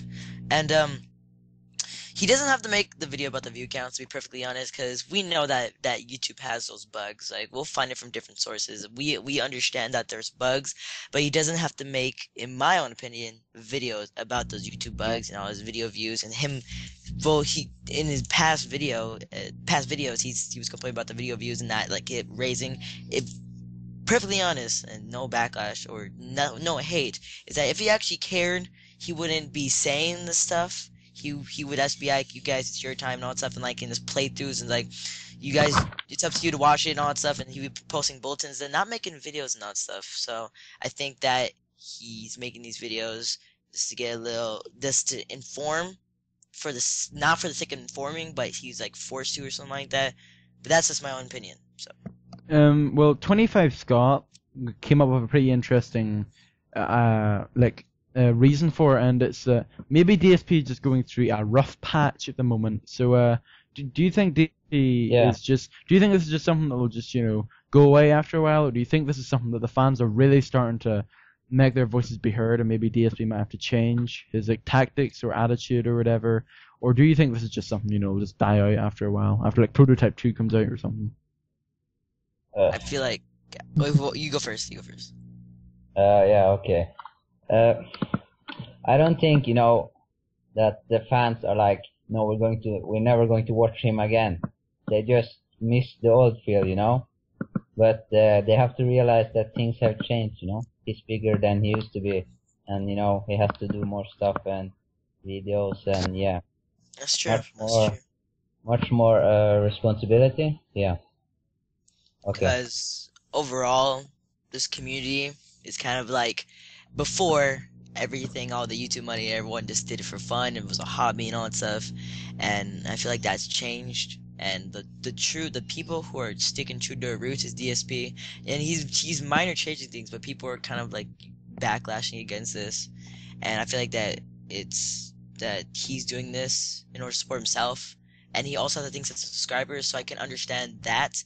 Is that because the subscribers, they don't understand what he's going through, like how hard it is. Like, oh, he's just playing games and all that stuff. But actually, it's tiring. It takes time and uploading and all that stuff. And I understand his feelings, but he doesn't have to be putting out all these videos of these YouTube view count bugs and yeah.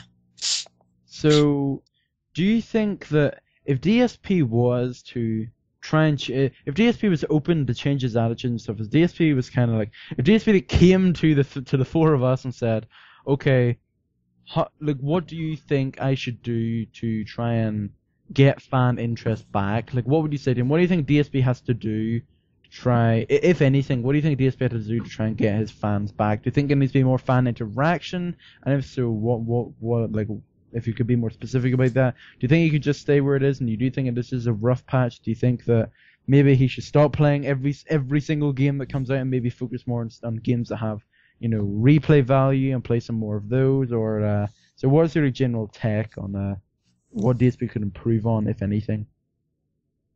Well, I have a good. Oh, you go. No, go ahead. No, you go. Go. You guys go. Just go. It's all good. Okay. I think DSP gets his subscriber because he's being himself. He plays the game. He makes something funny on the spot. And I think my tip is be yourself. Play the games that you like to play, not people telling you to play. Oh, that's a cool game. Play it. No, play the game that you think it's cool, even though it's shitty. That's true. Yeah. So do you think DSP needs more fan interaction as well, or do you think he just finds the way he is? Yes, I think he should give back. Like I seen subscribe or YouTubers like commentators in specifically that they're giving back. They're like actually doing live streams right now for like Red Cross and Water.org, like non-profit organizations. I think DSP should do that. I think he should have like a fan interaction. Also, when he's doing those fan interaction videos, he could donate that money to non-profit organizations because he's putting a lot of videos lately. He makes a good amount of money in order to support himself, or even more. So I think that the money that he makes for leisure time, he should donate to nonprofit organizations or people who actually need it. And I think that will gain the subscribers will trust him again, and then he'll regain the trust from the subscribers. So at the same time, though, you would have to think that fan opinions that would be a bit weird. They might be thinking two things that might pop up would probably be number one, oh, he's just saying that just to try and get us back. Or the second thing could be like, oh, he's got so much money that he actually is that he can actually give. People might, oh, he's making so much money. Like, that crazy guy that thought he was making more money than a flipping doctor or something. That goes really crazy. So I'm not sure, but I do think more fan interaction might be required. True, he does say, I don't have that much time. But I did say previously, and actually one of the podcasts as well, I did say if DSP could interact more on the website, post in the general section, post in the podcast section, heck, post in, the wrestling section and whatever, in general gaming, if he does stuff like that there, then obviously it'd encourage more fans to not only go to the site, but it would also show them a different side of DSP. Perhaps more fan appreciation if he really needs to, but I'm not sure. Like for a fan interaction, that is. Sorry, I keep on cutting you off. What were we saying? That's a good idea. That's a good idea. And in terms of changing his attitude and stuff, I do think maybe he should tone down how many games he plays. Like, he doesn't have to play every single new game. Like, I may have to disagree with I think Mr. B that said that. Obviously play the main games. Maybe play a few games that he thought were going to be he thought was going to be bad or actually good. Catherine last year is one of my favorite playthroughs because it was so unique and stuff. And I never thought I never thought I would enjoy the playthrough. I watched the first part and I flipping loved it. But I think games movie tie-in games he shouldn't play because obviously they're just really they're just bad. So there's not even any point in doing that. Maybe go back to games that have some replay value. I would think about that there. Maybe not like Call of Duty. Don't do flipping 10 ranked sets of that there. Maybe do 2 more or something. Maybe try and play it a bit more. Not just kind of do he's kind of treating games like he's just reviewing them and that's it. IGN or stuff. They might play the campaign then they would play a bit of the multiplayer and then they just not play it anymore. I would like it if Phil kind of kept the games that he played, maybe play them on a dead week or something, or maybe when the game is still kind of hot. If new map pack comes out for the game, he would play a few ranked, no, I can't say ranked, a few sets of matches for that. Then I think that would kind of be good for not only the fans that like the games, but just for him in general. It would give him some content that he's familiar with and what he could maybe improvise more on, because and complain more on if it's Modern Warfare 3 or stuff, or even a game. Yeah. But, that's just what I think. This is my 2 cents on what he could improve on. Yeah, but most importantly, he should play the games he wants to play, so he can have fun, playing them. It's not if he's okay, you guys requested me to play this, then maybe I should play this. Then he's not really, enjoying it unless he wants to do it himself. So yeah. Yeah. So pretty much that's where I'm guessing would that be pretty much it for what's being for our DSP story, so to speak. Topic. So pretty big topic. We did go over it quite a while, or for quite a bit, quite about a good 40 minutes, I think. So good job. I do think to finalize, I think, to summarize what we were all saying, DSP, don't worry too much about, views and stuff. The views. Yeah, it's okay. It's probably a YouTube bug. To all the fans backlashing, there's kind of actually, I think the final question would probably be, what are your thoughts on the actual fan backlash, in whole, did you kind of see it coming? Do you think, I thought it was really sudden. I did not expect so many people just kind of go, oh my gosh, DSP, what are you doing? I kind of just thought he was being normal, and people just all of a sudden started flipping out. People started saying, oh, you're a sellout, you're not funny, we want the old DSP back, I didn't really know where the heck that came from, but I didn't really get it, to be honest. I think the fact that DSP has an anti-DSP channel, like DSP Cult Leader, and you kind of see it coming, and people trolling so hard, and he said himself, everything I'm in is controversial, you kind of know it. Yeah. You kind of saw it coming. Do you agree with the interpretation that all the haters are 12-year-old kids? Yeah. I don't know. I think every single hater is just Rankulus with a new account. Yeah, I think so too. I think that's the real Rankulus draft that's going on in the YouTube section. Yes. So I think that's pretty much it. I guess we could go over one real life story. Would be actually there are two main real life stories that have been going on. The first one was that the European economy, kind of a very quick off-topic change here, but the European economy is in danger. I'm not sure who this will affect. I guess it's only just me and Mama No Name, considering we're the only two Europeans here. But No, yeah, but I live in Norway, yeah, so you're fine. I live in Ireland is a part of the UK, so I'm still kind of screwed either way. But still, a bunch of people have been willing to donate to support the European economy, except America, but we'll leave that. But they've got some problems to worry about, I guess. So why is the economy so bad? because people can't stop buying porn. That's why. People just Yes. I'm an you exception. think. Oh, listen to the expert. Keith knows what's Yeah, going I know on. the whole rundown, but I think wasn't it China that wanted to donate the most, £60 billion or euros or whatever into it. It was crazy. And then even the UK put some money into it, a whole pile of different countries, like South Korea also put in, and Taiwan put in $2 billion. I was really surprised by that, but still, I hope. Yeah, I heard Kuwait donated a couple of millions. I don't know how much, but they did. That's good. So hopefully the European economy will be fixed within the next 100 years. I doubt it, but you never know. I guess the second thing that we could talk about is that the trial. Since Derry really wanted to talk about this, we might as well clarify it is What? 40-20. yeah the 420 was 420, also yes. yesterday. Yes, it was. Not only was it the day when you could just get high, was but it was also. It was also the night where we covered the night for Kony 2012, which nobody did because nobody cares about Kony 2012. But yeah, I hope we all got high yesterday, and I hope we all had a jolly good time. I think that's. What does 40-20 I have mean? no idea what it means. I don't know. 420 is weed day basically, and yeah, I did Kony 2012. I'm gonna be perfectly honest. I did cover the Oh, night. wow. I did that. Were you successful? Yes, we were actually. I was personally. A lot of my friends, we're kind of like, this is breaking the law. It's not breaking the law. Just I think Kony 2012 is a good cause. The organization is kind of sketchy, but No, I think we might leave it at that.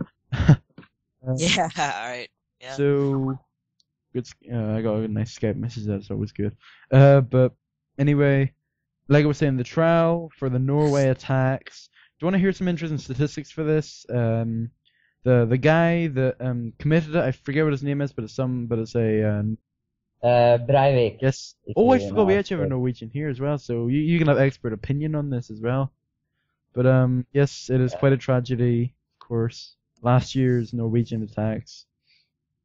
Some interesting statistics. He said it was the greatest assault on a European country since the Second World War or something like that. There, I forget. And they also said that this is a very interesting statistic. Just to really rub it in, you know, just to really, you know, try and get Call of Duty banned. He said he spent a year of his life playing Call of Duty to try and teach or to try and learn how to kill people. Now, Yeah. I don't believe that. I think he just wants to get Call of Duty banned. I think he's just like every normal adult who's playing Call of Duty, hears a kid and goes, "Oh, that's it. I'm gonna flip out," and then he's just gonna blame Call of Duty. He's like, "Oh, I blame Call of Duty," and then all the parents are gonna go, "Oh, we can't have this as Call of Duty." Crazy. You know, it's absolutely crazy, but still. I think I saw on Twitter like if games make us killers, then Facebook make us farmers. I like that. That's cool, man. Yes. Yeah, and he played World of Warcraft as well. Well, I'm happy with banning World of Warcraft. Let's put it that way. Yeah. I don't get Another it. interesting statistic Okay, relating to that is did you know? I think it was the Japanese army use their like new soldiers and they train them using a Counter-Strike source. Interesting enough. Yeah, Okay. just fun fact. So I guess that's the only interesting real world stuff. So I guess we might as well Yeah. jump straight on to podcast questions. Yippee-ki-yay. Yes. We're just gonna probably do it alphabetically again, just for every one of them, like we always do. So submit questions here for the thread to even open. I can actually find the questions. That always good. Here we go. Okay, so our very first question, was probably from like 3 weeks ago. If I know, Captain Fireworks asks, what are you most excited for, the Avengers or the Dark Knight Rises? Ooh, So Miss. Dark Knight Rises. Avengers.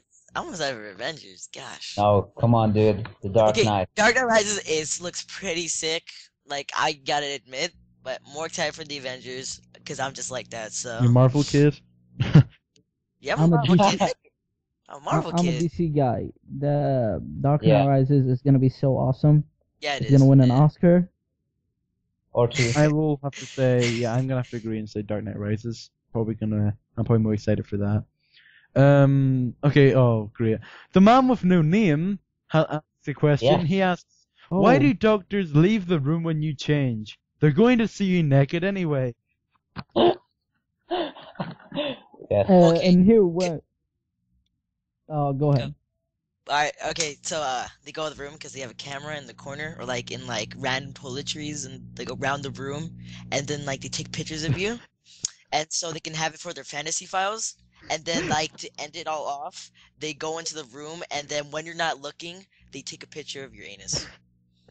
Oh god. You must have really thought about that question like thoroughly. Yeah.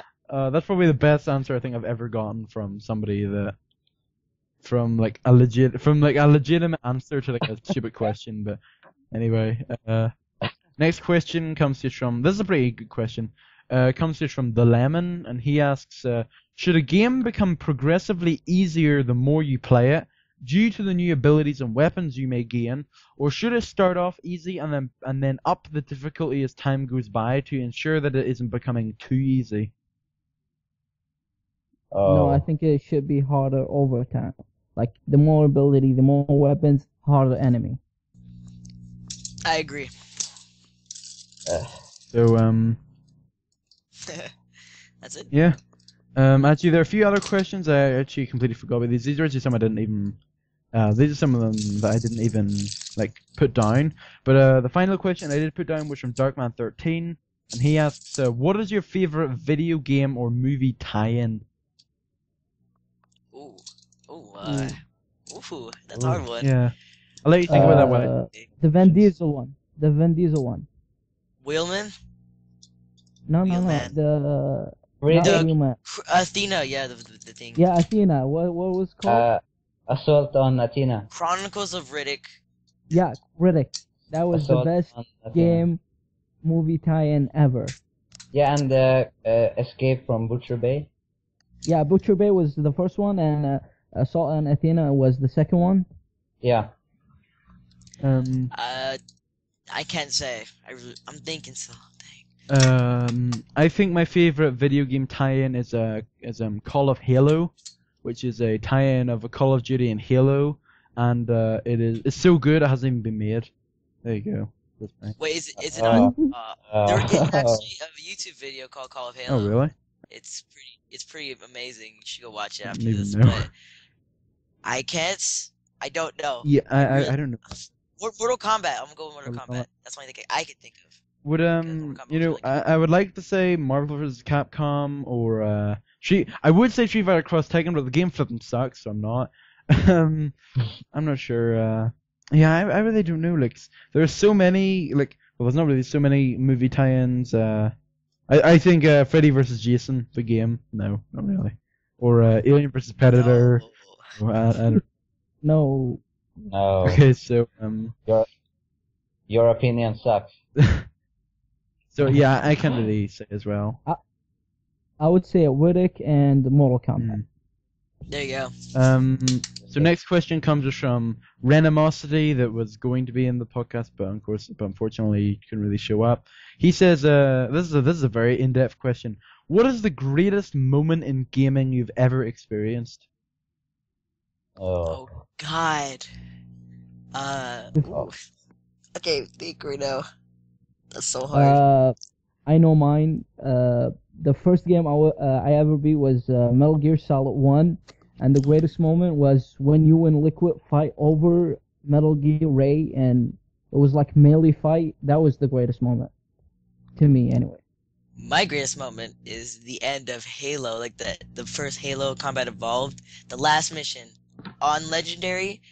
If you beat that, you were like the most coolest kid in school, and it was a proud moment because going through the elites and everything and the grunts and explosions all over you, and during that time that was like a really good game, and being on Legendary was amazing for me.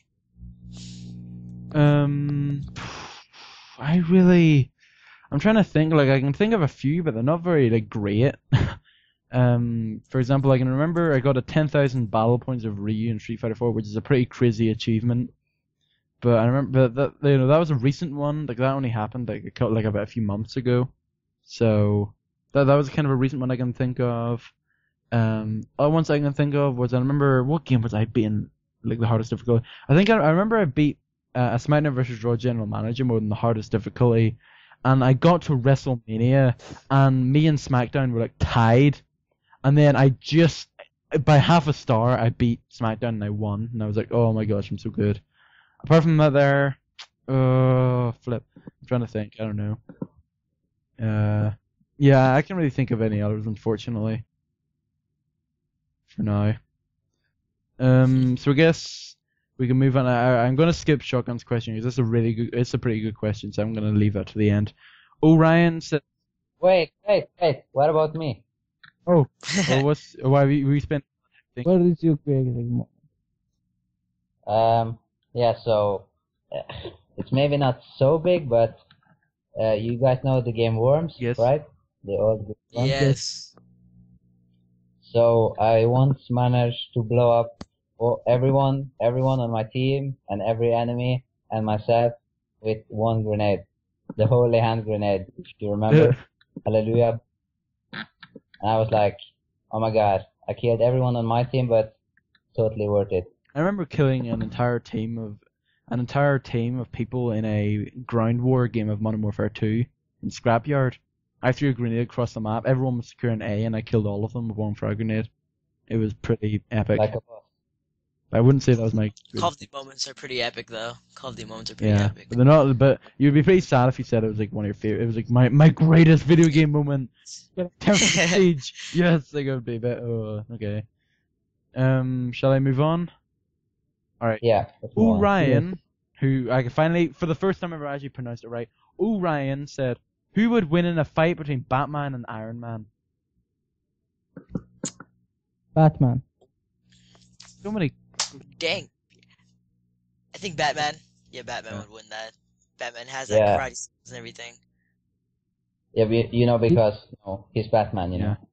No. Yeah. He's smart. So is that Batman 4, Iron Man 0? Yeah, the Batman. Yeah. The thing with Batman, he got nothing to lose, so it's like, screw it. Yeah. Yeah, you know, he's like, oh, my parents are dead, you know, whatever. Yeah, I'm so emo. It's like that.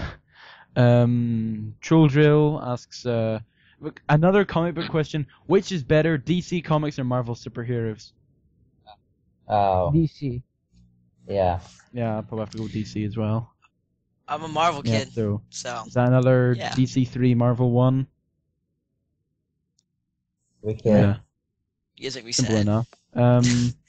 Gistra asks, what do you think of dubstep, and do you consider this as real music? No, no. Yes. I don't consider Yes. that. I'm on the half and half Yeah, with that same one here, because actually. I dance for like on as a hobby, and I think dubstep is like a really good thing to use. But I can't see me bumping it in the car or it on the radio and people like, yeah, you heard the new dubstep, because to other people dubstep sounds the same. But I'm half and Oh, half. Yes, and here radio does play dubstep No. all Shut the up. time. Shut up. Shut Oh up. God. I hate. swear to God, they play dubstep. I don't know, Skills. What is his name? Skills. Skrillex? Yes, that dude. Oh my They God. play his music all the time. Oh, Come on. Do we have to talk about this? Let's just move on. Come on. Especially that song like "Call 911" and that's whoop whoop whoop whoop. Oh, It's like yes. crazy. Yes.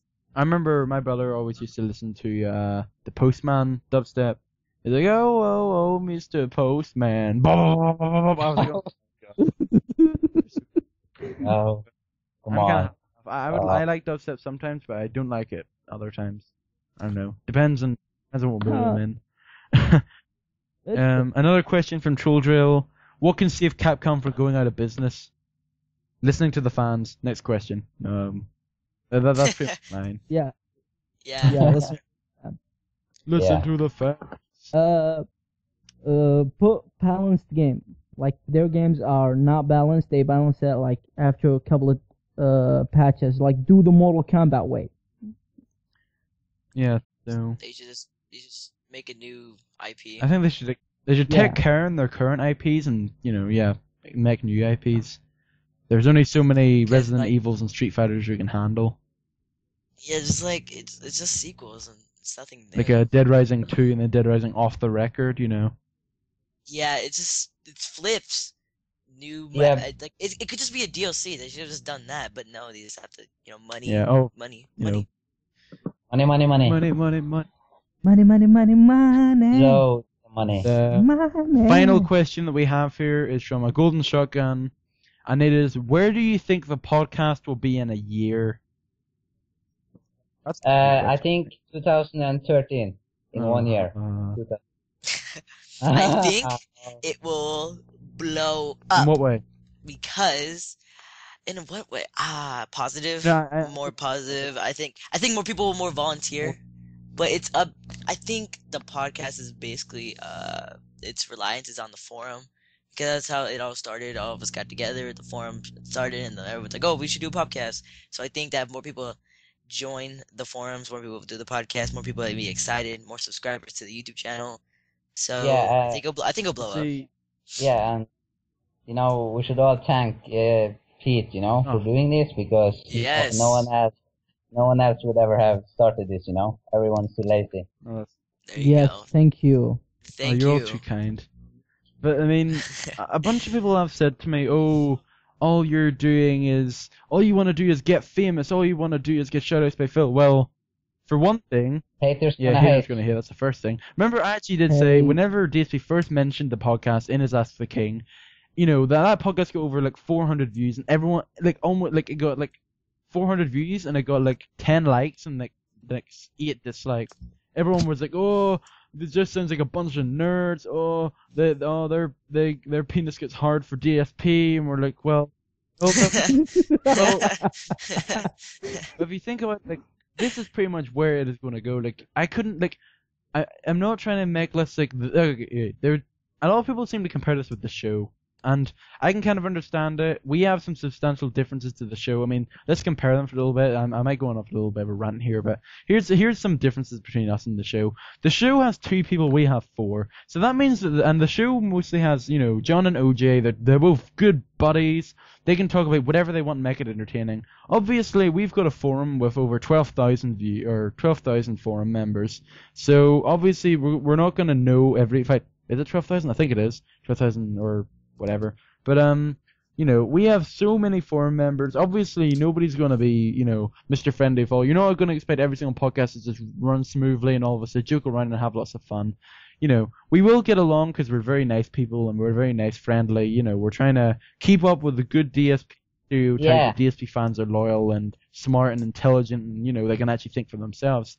But the thing is, though, people think, oh, there's so many awkward pauses and stuff. Well, here's the thing, with the show, it's only 2 people, so obviously there's no interrupting half the time, and even then, it's kind of, if one person stops speaking, the other guy will start speaking. If they stop speaking, the other guy will start speaking. In this here, if somebody stops speaking, any one of the 3 other people could just jump in at any point. And also, the show, they don't really have, they would have, 3 things to go about. For example, the last, the show with OJ in it, they talked about PAX East, and then they talked about, I can't remember, but they did talk about, 3 things, and then they had a special guest on, which I'll get to as well. But, they could talk about that for a good, 40 minutes. We have one big topic, we talk about something for 40 minutes, whereas they could just talk about 3 things, but we're not just here just to say our opinions and stuff. For example, I wouldn't do this podcast just to kind of go, oh, welcome to the King of Hip podcast. Oh, you guys, you're not going to guess what I had to eat for dinner today. Nobody cares about that there. If I was doing a podcast... What? What did you eat? What did you eat? Today I had roast potato. You're kind of defeating the subject, though, so... Yeah, what are you but gonna say? the thing for the podcast is I kind of want it to be informative as well. I want it to be some sort of very long, opinionative recap of what's been happening with DSP in the forum, which is why I put those sections first, because anyone that just wants to get a quick scoop on what's DSP been doing, they can listen to the podcast, listen to the first, 20 minutes of it, which would be us introducing ourselves, forum news, and then DSP news. So obviously, comparing this to the show, we're trying to get information across to the fans, and we're trying to keep everyone up to date on what the heck's been going on with the DSP community. Whereas, the show is just, they're just sitting there having a chat, and people just listening in on their conversation. Whereas this here is almost a little bit of unusual with some opinion thrown in. And then that's why we have the big topic. The big topic is where we can actually sit back and really start, showing off our personalities and explaining our thoughts on a different subject. So that's one aspect that's very different, and that's why. So first of all, there's no we don't all know each other, so we're not all going to be all nice and dandy. Obviously, that will change as time goes on. So that's one thing I could see the podcast changing in a year. In a year, I do think we'll all know each other a lot more, so we'll kind of be a lot more friendlier. We'll be a lot more well known with each other. It's not kind of awkward first times, where it's not obviously what happened with TreyTonix, whenever I kind of just said, okay, you're doing the podcast, let's go. It's not like that there.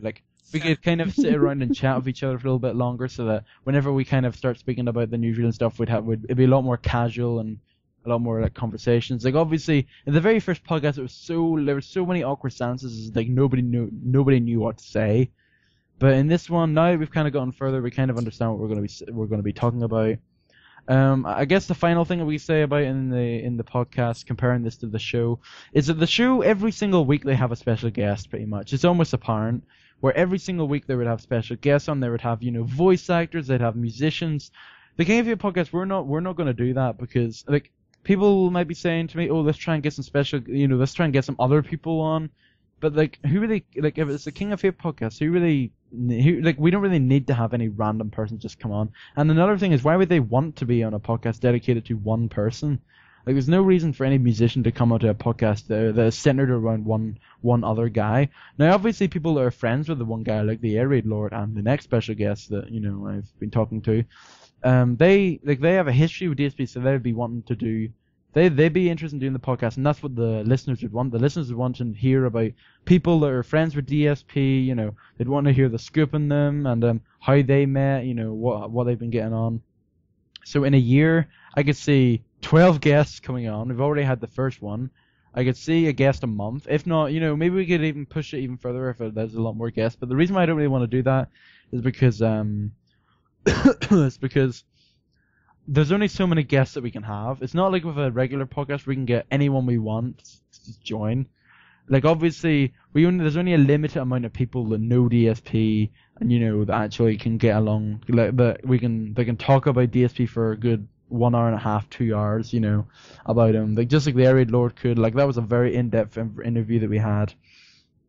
So that's another thing. We can't get like internet or entertainment celebrities on our podcast because it really has no relevance to what our podcast is centered around.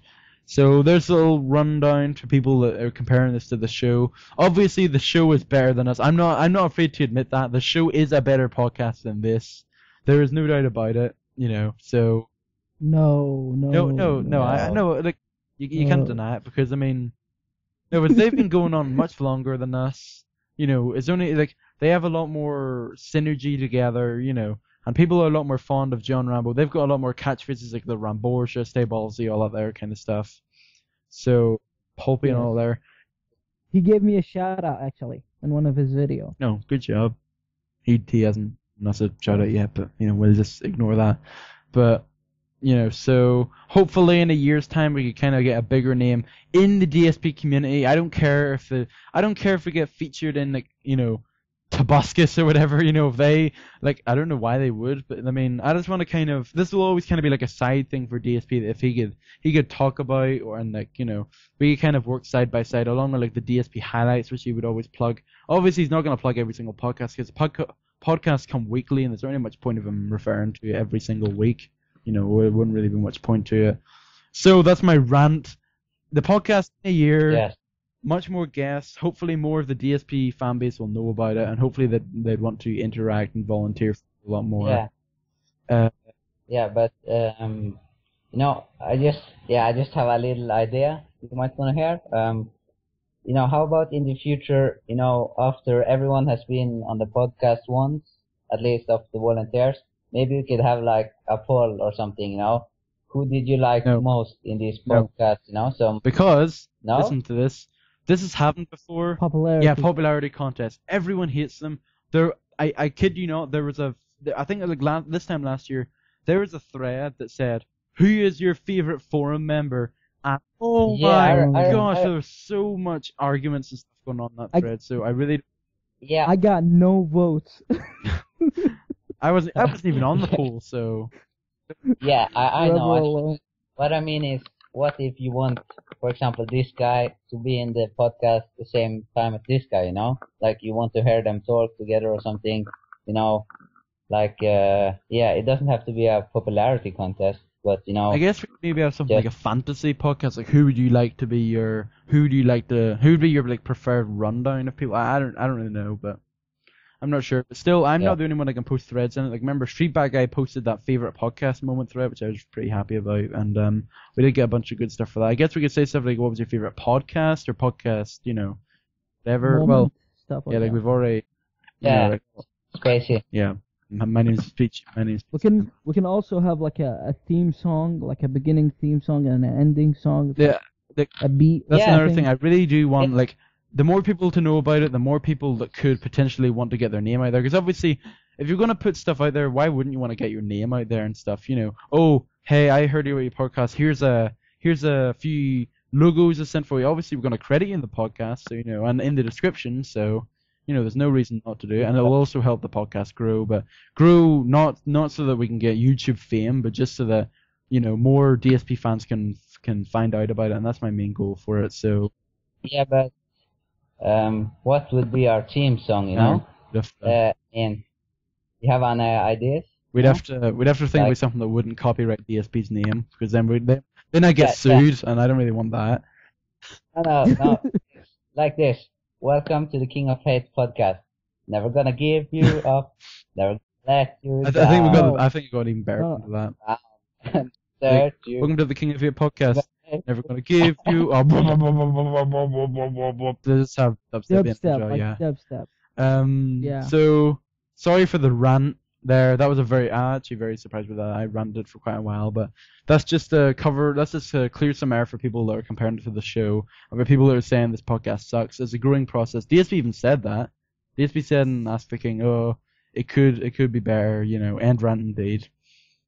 So, you know, that's just my rundown for it. I do think the podcast could grow. As long as I don't, just drop, as long as I just don't go, all right, forget it, I'm done with the podcast, which I have no intention of doing. There's no reason for me not to do it. I just hope that, the podcast can maybe get as much fame as maybe the highlights that, Dark Cadeau does, because DSP always links to that there whenever something important happens. Like, obviously, highlights are a monthly thing. An interview, or a special guest is a monthly thing on the podcast. So maybe every month they could, say, oh, the King of It podcast had a new guest, so go check it out, blah, blah, blah. That would be my, that would be preferred shout out for pretty much. Did anyone notice that this is the longest podcast so far? It isn't. I think it is. Because it isn't? I started recording about 2 minutes after we all joined, I think, so I'm not sure. So it could be, but anyway, that's pretty much it for forum questions. I think it will be, because we're going to have to do plugs now, and hopefully we can do plugs in the next 3 minutes, so that's pretty much it. We might even be able to get, John Rambo and maybe even DSP in the podcast, you never know. But No, I think you want Pandalay, Pete. I should get Pandalay.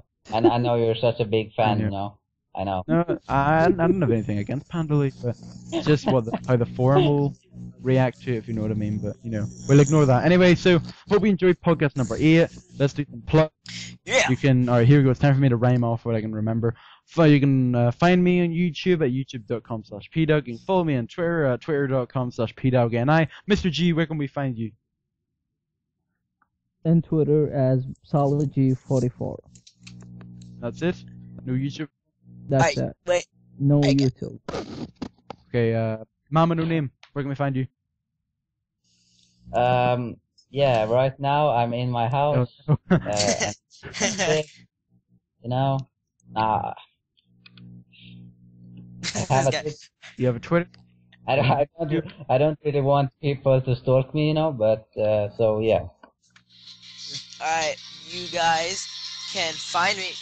Be quiet, phone. Alright, you guys can find me at youtube.com/Mr. Jeremy Gomez. My YouTube channel got my other YouTube channel got deleted, for copyright things. So I really appreciate if you guys check out my channel, youtube.com/Mr. Jeremy Gomez. Obviously, all of this stuff will be linked in the description below. If you do want to check it out, here we go. It's time for me to really round it off.